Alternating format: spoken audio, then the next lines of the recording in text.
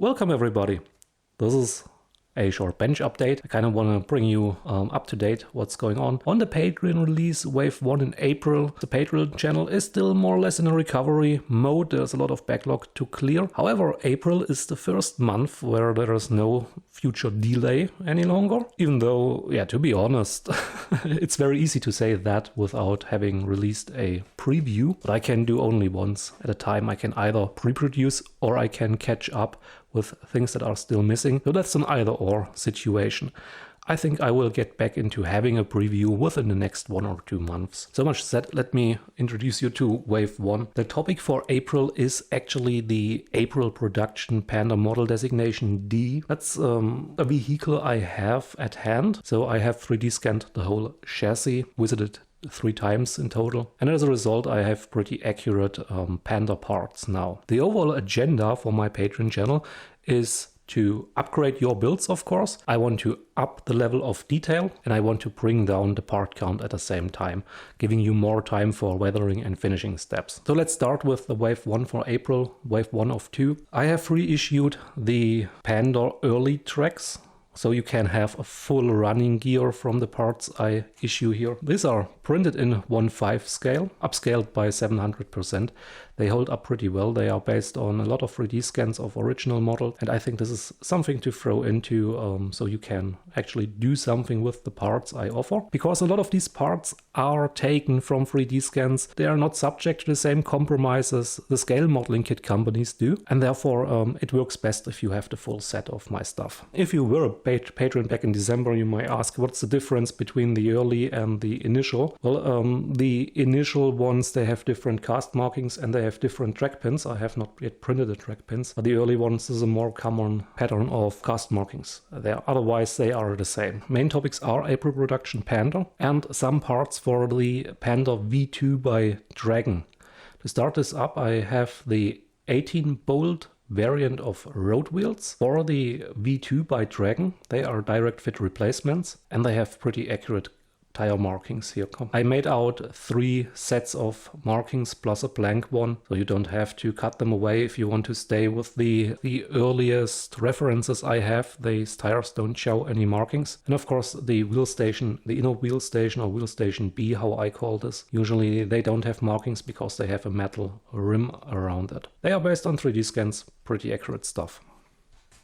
Then here is the standard pattern for the early production Panthers. It's with 16 bolts instead of 18. The new stuff here is that we have now 3 families of tire markings. The base design of this you have already seen in December for the January-February production Panther, but that was limited to Meng only. This is Dragon. Tamiya I have as well, of course, direct fit replacement for Tamiya. And this goes together with a brand match for my idler wheels.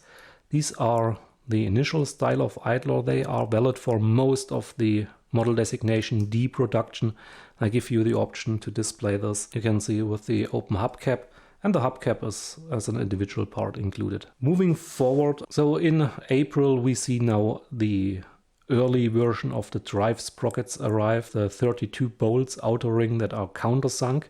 In December I made the February production or the initial production, and I made 2 sets of disassembled drive sprockets. Now you have the matching one for the early drive sprocket as well. I think these are always nice to have, such diorama bits and stuff for storytelling or just throw into the background.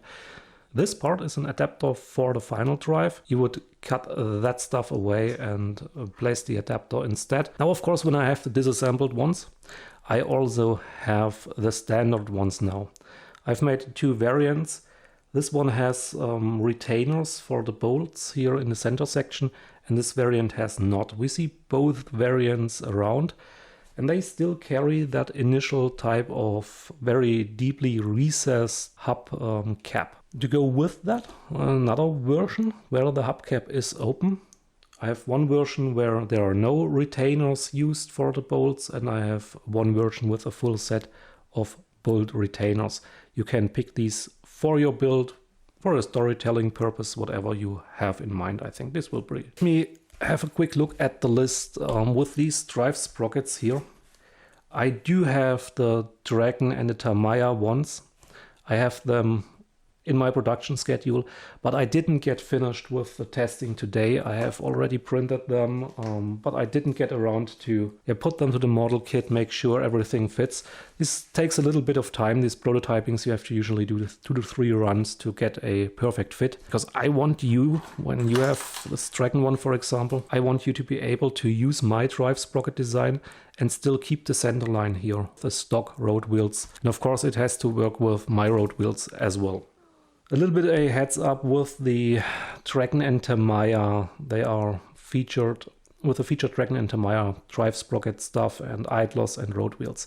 These are the original tracks that come with the kits. This is Tamiya, this is Dragon. This is not a desirable item to use. So if you want to use my tracks instead, be aware my tracks do fit with the running gear that is in the box.